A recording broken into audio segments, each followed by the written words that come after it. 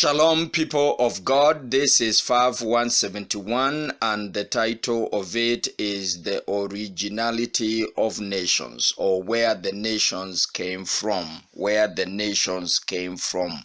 You vividly remember from a broadcast 159, we talked about three institutions that God established, and the first one was the family, and we have largely spoken about the family. And the second one was nations, and then the third was church. Before we dive into the church, as I had defined what church is in podcast 170, I'm feeling that the best thing is to handle the nation first, because after the nation, then the church emerged. So allow us to discuss about the emergency of nations, so that after we have done with the nations, then we can go into the church, and the church will exude many other lessons that are going to follow. You remember from Genesis chapter 1 and all the way to chapter 9, we see God dealing with families, and we saw how he dealt with the family of Adam, and we have the generation of Adam, especially in chapter 5. Chapter 5 in my NIV Bible, it talks about the account of Adam's line. Now it is good to note that patriarchs, who are father of nations, and in specific the father of the nation of the Jews, you see from them came these other nations, but we are going to zero in to nations as general, and then we are going to deal with a specific nation. So before nations were mentioned in the Bible, families and especially patriarchs had their children referred to as line or descendants or generations, or even accounts of nations. Like we have the account of Adam. When you read Genesis chapter 5, it says this is the account or the line of the descendants of Adam, and then they mention several sons who were the sons of Adam, and also you see this taking place also when it comes to Noah, because in the book of Genesis chapter 6 and verse 9, the scripture records that this is the account of Noah. Noah was a righteous man, blameless among the people of his time, and he walked with God. Noah walked with God. And then in chapter 8 and verse 1, but God remembered Noah and all the wild animals and the livestock that were with him in the ark. So you see the Bible talks about the descendants or the line or the sons, or the account of the sons of these fathers. But then when after the flood, you see there was a little bit of shift there after the flood in chapter 9, but chapter 9 verse 18 and 20, you see that there is something that God did there. This was now after the flood. Chapter 9 and verse 18 says, the sons of Noah who came out of the ark were Shem, Ham, and Japheth. Ham was the father of Canaan. These were the three sons of Noah, and from them came the people who were scattered over the earth. Note that from the sons of Noah, from their line and from their descendants and from their people, there was scattered over the earth. So actually nations that we know today, they came from the descendants of the sons of Noah. Because you remember, this is after the flood, and there was no one else who was living. It is only 8 souls that were saved, 8 men and women that were saved. So the people nations actually came out of that, and then they were scattered over the earth. Let me read verse 19 of chapter 9 of Genesis again. These were the 3 sons of Noah, and from them came the people who were scattered over the earth. So all the nations of the earth that we know today, they either came from Shem or from Ham or from Japheth. They are the descendants of the sons of Noah. Now, let's jump to chapter 10. We will not read all of it, but I encourage you to go and read it carefully, and chapter 11 as well. But let's begin to select a few scriptures here in chapter 10. Let's begin from verse 1. This is the account of Shem, Ham, and Japheth, Noah's sons, who themselves had sons after the flood, the Japhethites.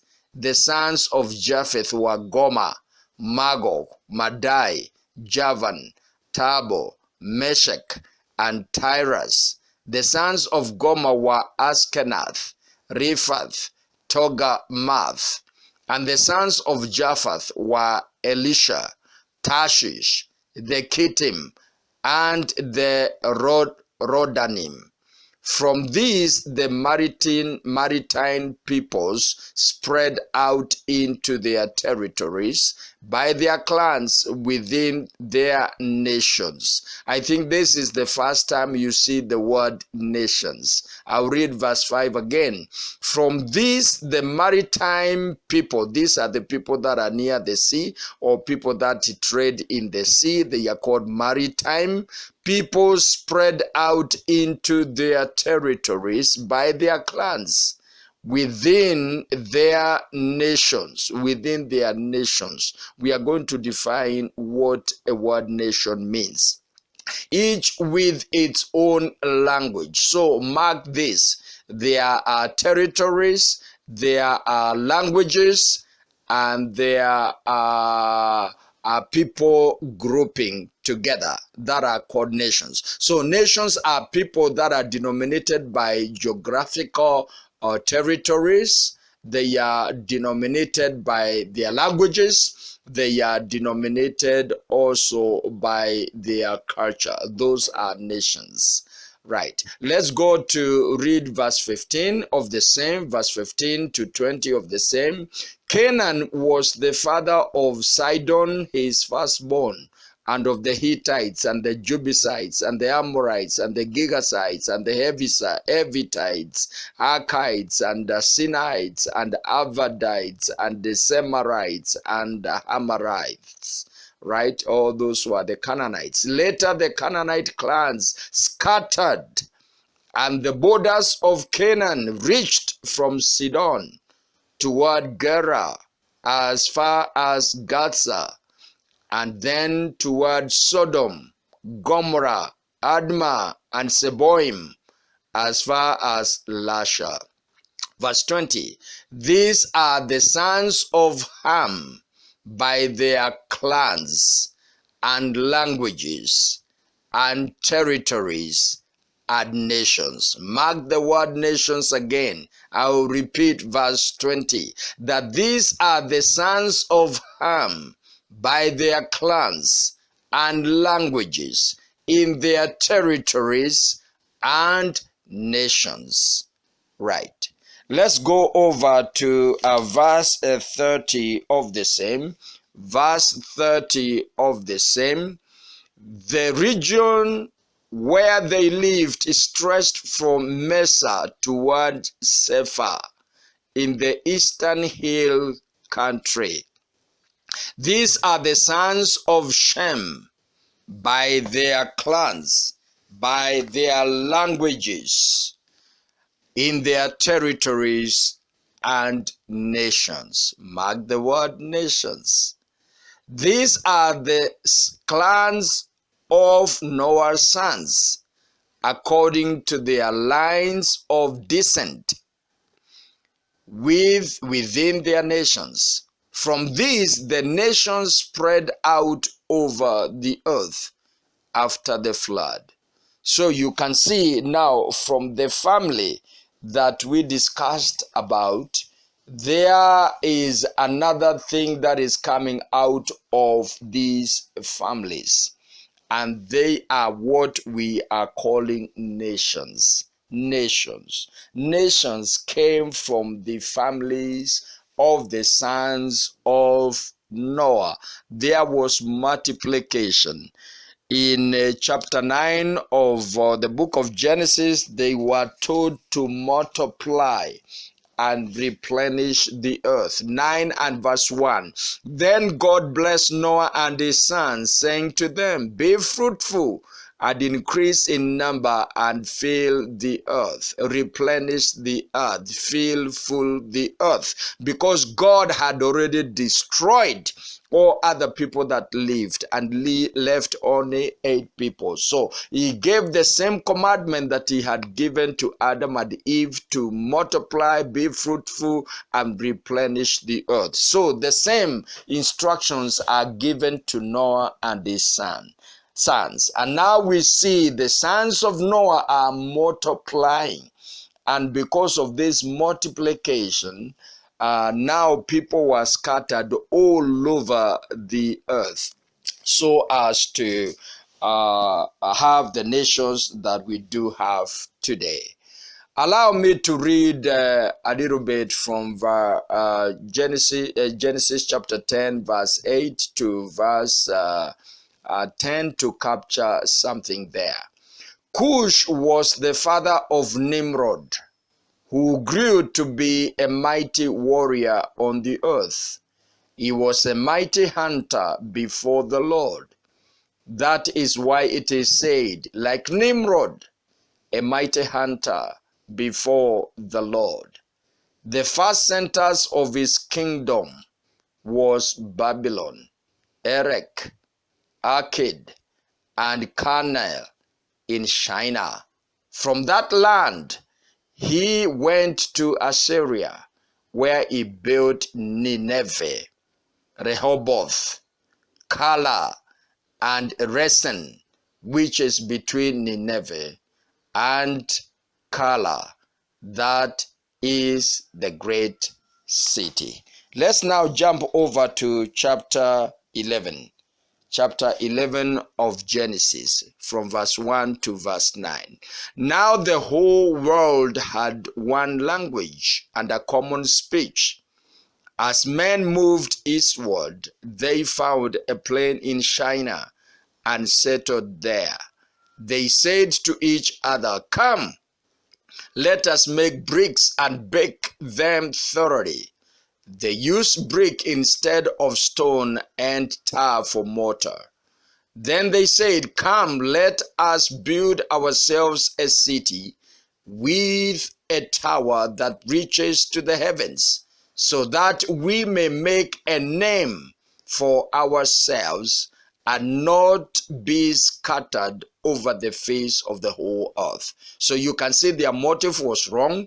It was to make a name to themselves.